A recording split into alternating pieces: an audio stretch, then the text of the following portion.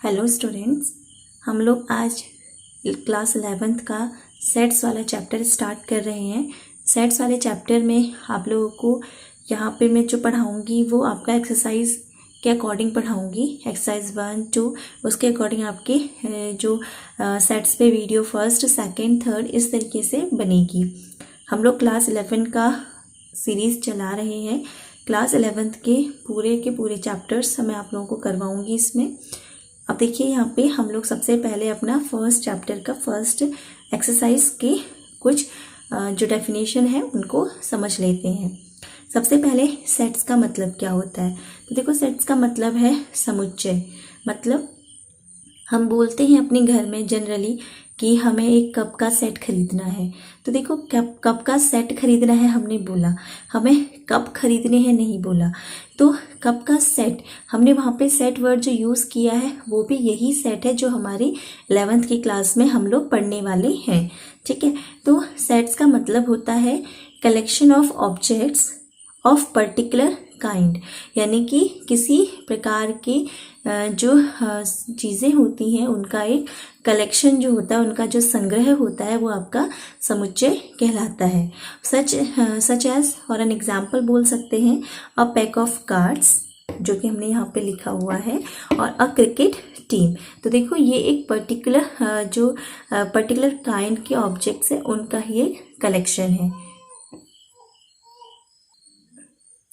अब देखिए जो सेट की डेफिनेशन होती है वो क्या होती है।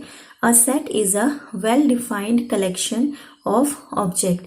वेल डिफाइंड यानी कि सुपरिभाषित, मतलब जिसे हम बता सकते हैं, जो कि हमारा डिफाइन किया जा सकता है, वही क्या कहलाएगा, आपका सेट कहलाएगा। ठीक है, तो a set is a well defined collection of objects होता है। ठीक है, चीज़ों का एक सुपरिभाषित संग्रह जो है वो क्या कहलाता है, आपका सेट कहलाता है। देखिए कुछ हम सेट्स के बारे में समझें तो हमारे पास आता है, जैसे कि हम अगर देखें एन हमारा होता है set of all natural numbers, जो कि हमारे क्वेश्चन में डायरेक्टली अगर एन लिखा हुआ मिल रहा है तो आपको समझ जाना चाहिए कि ये नेचुरल नंबर्स के बारे में बात हो रही है।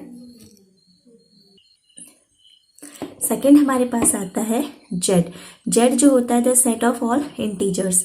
जेड जो है वो हमारा इंटीजर को यहाँ पे बताता है, दिखाता है। ठीक है, क्यू का मतलब है the set of all rational numbers, and similarly जो हमारा आर होता है उसका मतलब होता है the set of all real numbers. ठीक है, एन से होता है नेचुरल नंबर्स का सेट, जेड से होता है set of all integers, Q से मतलब होता है set of all rational numbers, and R का मतलब होता है set of all real numbers. Z plus लिखा हुआ मिलेगा तो set of all positive integer. ये जेड का मतलब है इंटीजर, तो प्लस लिखा हुआ मिले तो इसका मतलब है पॉजिटिव इंटीजर। आर प्लस लिखा हुआ मिले तो set of all positive real numbers, and Q positive लिखा हुआ मिले तो इसका मतलब है set of all positive rational numbers. ठीक है, तो ये हमारे पास कुछ नोटेशंस थे। अब देखिए यहाँ पे अगर हम लोग देखें तो हमारे पास क्या आता है एक चीज, if A is an element, अगर ए कोई एलिमेंट है, अगर वो किसी सेट एक्स का है तो हम कह सकते हैं ए बिलोंग्स टू एक्स, यानी कि जो ये वाला जो साइन है आपका ये बिलोंग्स टू को शो करता है। ठीक है, ये वाला जो साइन है इसका मतलब होता है आपका बिलोंग टू। ठीक है, बिलोंग्स टू, तो ये बिलोंग्स टू का मतलब होता है ये इसमें बिलोंग करता है, इसका एलिमेंट है, इसे हम ये पढ़ते हैं। अगर हमारे पास आ जाता है कि if not belongs to X आता है तो नॉट बिलोंग्स टू एक्स का मतलब होता है a is not belongs to X. देखो बिलोंग्स टू के साइन को कट कर दोगे तो नॉट बिलोंग्स टू का साइन बन जाएगा। ठीक है, तो कहीं पे लिखा हुआ मिले a belongs to X, a sign लिखा हुआ मिले तो आपको पढ़ना क्या है, इसे ए बिलोंग्स टू एक्स, इसे पढ़ना है a is not belongs to X. ठीक है, अब देखिए यहाँ पे आता है हमारे पास सेट को रिप्रेजेंट करने के कितने मेथड्स होते हैं। तो देखो सेट को रिप्रेजेंट करने के 2 मेथड्स होते हैं। कौन कौन से? There are 2 methods of representing a set. First method होता है आपका रोस्टर मेथड, इसकी स्पेलिंग है ROSTER। ठीक है, रोस्टर मेथड। ठीक है, या फिर इसे टेबुलर फॉर्म भी बोलते हैं, यानी कि सूची विधि भी बोला जा सकता है। रोस्टर मेथड में होता क्या है, हम एलिमेंट्स को एक कर्ली ब्रैकेट के अंदर लिखते हैं और एलिमेंट को सेपरेट किया जाता है किससे, एक कॉमा से। ठीक है, तो ये होता है आपका रोस्टर और टेबुलर फॉर्म। अगला आता है हमारे पास एक set builder method. Set builder method में क्या होता है कि हम किसी भी चीज़ को किस तरीके से लिखेंगे, हम उसे मतलब एक पर्टिकुलर चीज़ से वो बिलोंग करता हो। जैसे अगर मैं एक्स लिखूँ कि X is belongs to natural numbers, यानी कि एक्स ऐसा एक नंबर है जो कि नेचुरल नंबर में बिलोंग करता है, तो ये सेट बिल्डर फॉर्म हो जाता है। ठीक है, जो टेबुलर फॉर्म होता है उसमें अलग अलग एलिमेंट्स लिखे जाते हैं जिन्हें कॉमा से क्या किया जाता है, सेपरेट किया जाता है। ठीक है, अब देखिए अगर मैं आपसे यहाँ पे, ये तो मेरे पास था कि सेट्स को रिप्रेजेंट कैसे किया जाता है। अगर मैं आपसे बोलूँ कि किसी शहर के, ठीक है, किसी सिटी के जितने भी धनी व्यक्ति हैं, ठीक है, जितने भी रिच पीपल हैं, उनका क्या बनाना है, आपको एक सेट बनाना है।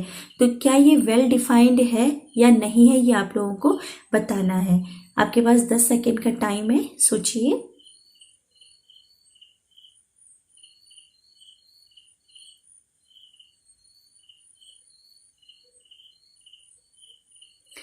तो देखिए, अब देखो धनी व्यक्तियों का समूह। अब धनी व्यक्ति कौन सा होता है, कितने रुपए में वो धनी हो जाता है। अब शहर में है, कितने लोग इस रेंज में आते हैं, क्योंकि शहर में आने वाला आदमी अलग अलग जगह से है, तो ऐसा ये एक डिफाइंड नहीं है, एक वेल डिफाइंड सेट नहीं है, तो इसलिए हम इसे क्या बोल सकते हैं, ये एक सेट नहीं होगा। ठीक है, इसे हम सेट नहीं कहेंगे। समझ में आ रहा है आप लोगों को ये चीज। तो सेट जो होता है well defined collection of object होता है, इस बात को आपको ध्यान रखना है। ठीक, अब हम लोग आते हैं अपने इसमें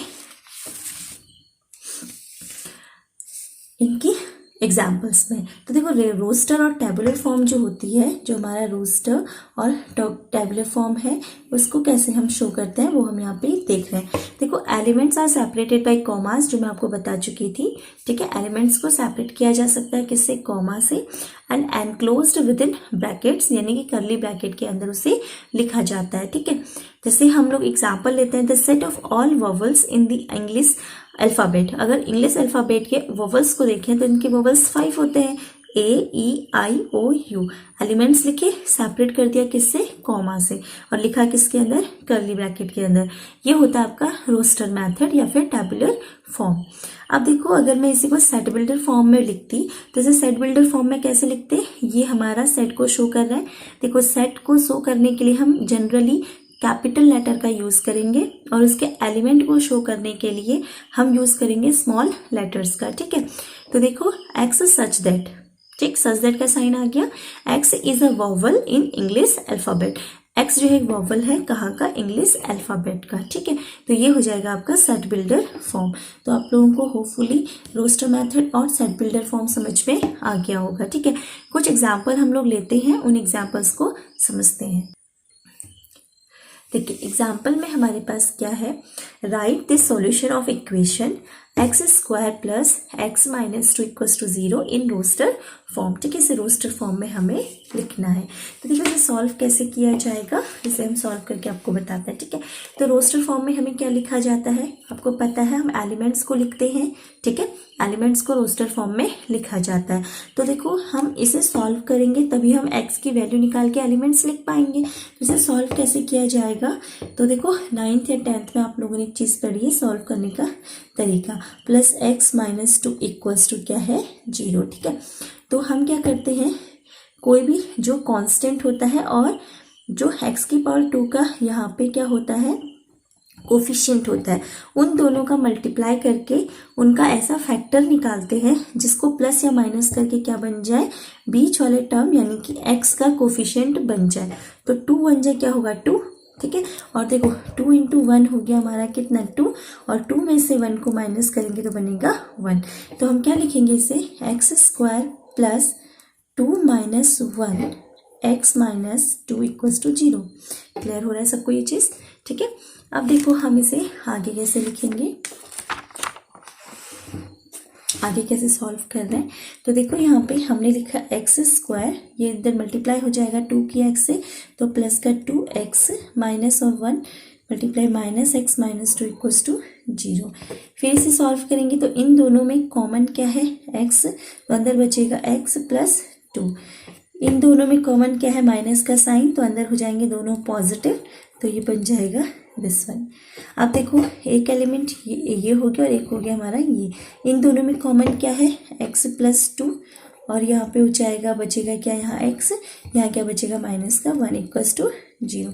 जहाँ पे कुछ नहीं होता वहाँ पे 1 लिखा हुआ होता है, उसे हम शो नहीं करते, ठीक है। अब देखो इधर दिस वन इक्वल्स टू 0 और दिस वन इक्वल्स टू 0। अगर हम बोले if x plus 2 equals to 0 है तो यहाँ से x का वैल्यू कितना आ जाएगा माइनस का 2, और अगर हम बोले x माइनस 1 इक्वल्स टू 0 है तो यहाँ से x का वैल्यू कितना आ जाएगा प्लस का 1। तो हमारे पास जो x की वैल्यूज़ हो जाएंगी वो क्या क्या हो जाएंगी माइनस का 2 एंड 1। तो इसको अगर हम यहाँ पे रोस्टर फॉर्म में लिखें तो ये लिखा जाएगा -2, 1, ठीक है। तो ये आपका आंसर हो जाएगा। क्लियर है सब बच्चों को? तो देखो हमें इसको इस तरीके से सॉल्व करके लिखना था, ठीक। अगर ये आपको समझ में नहीं आ रहा है तो आप लोग कमेंट्स में ज़रूर बताएं कि समझ नहीं आया है, इसे दोबारा से समझा दिया जाएगा, ठीक है। अब आते हैं हम लोग अगले एग्जाम्पल में।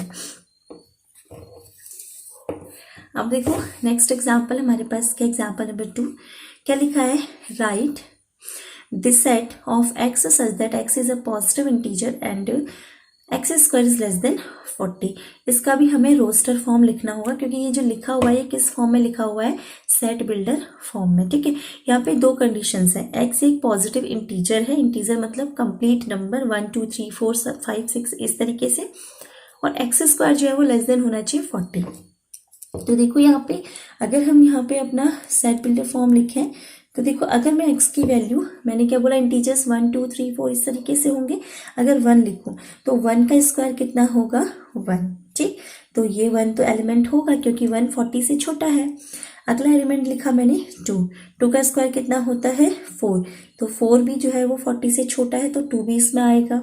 अगला लिखा मैंने 3 का स्क्वायर कितना होता है 9, फिर 4 का स्क्वायर कितना 16, फिर लिखा मैंने 5 का स्क्वायर कितना 25, फिर लिखा मैंने 6 का स्क्वायर कितना 36।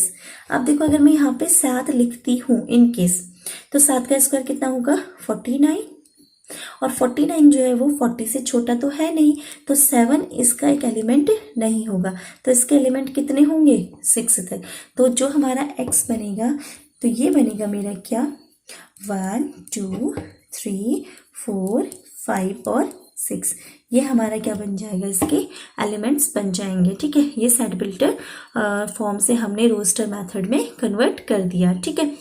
तो ये समझ में आया सबको। हमारी जो सेकंड कंडीशन थी उसे भी फॉलो करना जरूरी है, ठीक है। तो हम इसलिए 7 को यहाँ पे नहीं लेंगे क्योंकि 7 का जो स्क्वायर होता है वो 49 होता है, जो कि लेस देन नहीं है किससे 40 से, ठीक।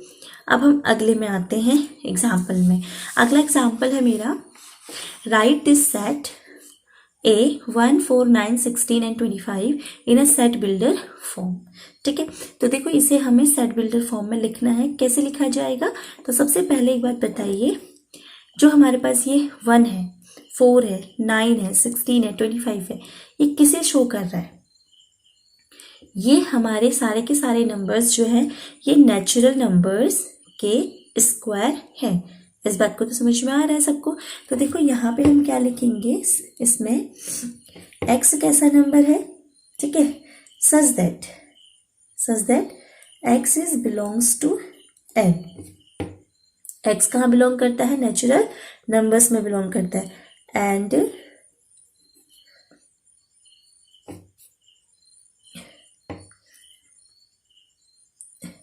x is a square of natural numbers,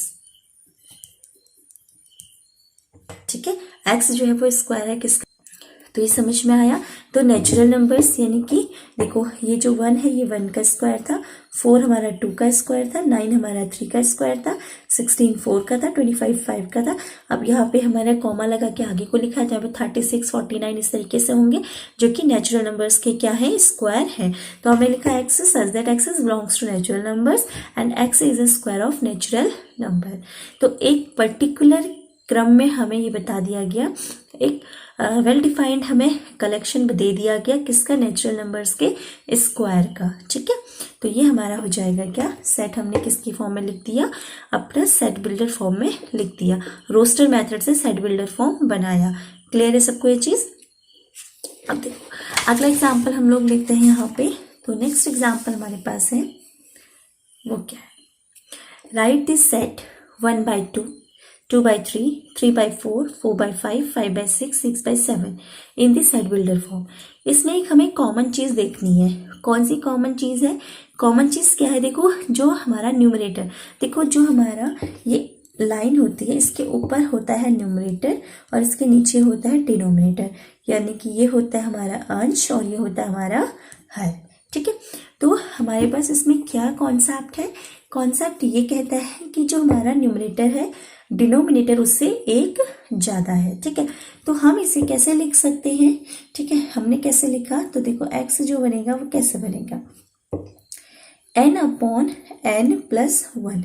element किस टाइप के हैं? n/n+1 टाइप के एलिमेंट तो है। अब n यहाँ पे क्या होना चाहिए? n is belongs to natural number. n जो है वो कहाँ बिलोंग करना चाहिए? नेचुरल नंबर में बिलोंग करना चाहिए। एंड n इज ग्रेटर और इक्वल्स टू 1। ठीक, वैसे नेचुरल नंबर 1 से ही स्टार्ट होता है तो ये नहीं भी लिखोगे तो भी चलेगा, लेकिन लेस और इक्वल्स टू 7 जरूर लिखोगे। समझ में आ रही है ये चीज़? ठीक है, तो जो हमारे पास यहाँ पे 7 तो लास्ट में है ना, तो 6+1 आएगा तो यहाँ पे 6 आएगा। ठीक है, 6। तो आपका जो ये मेथड ये बनेगा किस तरीके से? देखो n/n+1,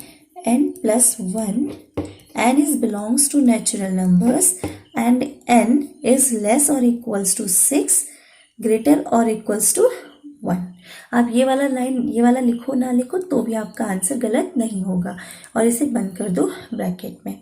देखो यहाँ पे ग्रेटर और इक्वल्स टू 6 क्यों लिखा? तो यहाँ पे ग्रेटर 1 की वैल्यू, जो n की वैल्यू 1 भी हो सकती है, 1 से बड़ी हो सकती है। लेस और इक्वल क्यों लिखा? क्योंकि n की वैल्यू 6 भी लोगे, 6 से छोटे भी लोगे, तो 6 लोगे तभी तो 6+1 यहाँ पे लास्ट वाला 7 वाला ऑप्शन बनेगा। ठीक है, तो यहाँ पे इसका कॉन्सेप्ट ये हो गया, तो ये बन जाएगा सेट बिल्डर फॉर्म। ठीक है, तो ये हमारे पास था सेट की डेफिनेशन क्या होती है। फिर सेट को हमें रिप्रेजेंट करने के 2 तरीके मिलते हैं। एक बात और ध्यान रखनी है कि जो सेट में एलिमेंट होते हैं उसके रोस्टर मेथड में उनको अगर हम आगे पीछे लिखें, यानी कि उसके क्रम को अगर हम बदल दें तो हमारा जो सेट है वो नहीं बदलता। ठीक है, एलिमेंट वही है, उन्हें हम आगे पीछे लिख रहे हैं तो उससे कोई फर्क नहीं पड़ता। ठीक, तो अभी आप लोग बच्चों जो आपको यहाँ पे सिखाया गया है ये आपका सारे एग्जाम्पल्स हैं एक्सरसाइज 1 के पहले के। तो अब आपको एक्सरसाइज 1 सॉल्व करनी है और जो भी क्वेश्चन नहीं समझ में आता है वो आपको पूछना है। ठीक है, जो टफ क्वेश्चन होंगे एक्सरसाइज 1 के वो मैं आपको अगली वीडियो में समझाऊंगी। अगर आपको वीडियो समझ में आई है, पसंद आई है तो प्लीज़ लाइक शेयर सब्सक्राइब जरूर कीजिए। Thank you.